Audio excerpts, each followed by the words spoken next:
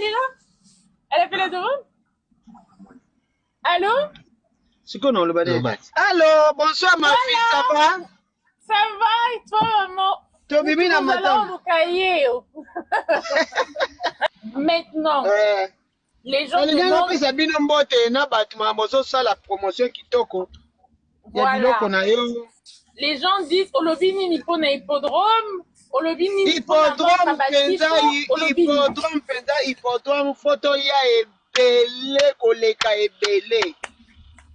Hippodrome mutu nyonso tu po ya toluka pembe pembe tozala ebele koleka ebele. Mutu azanga te, eza événement du siècle. Ezongaka deux fois te.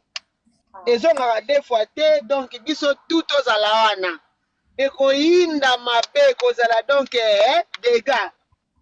Mutu tu asomba donc tous les mélomanes à mokili la bonne musique. Tozala wana.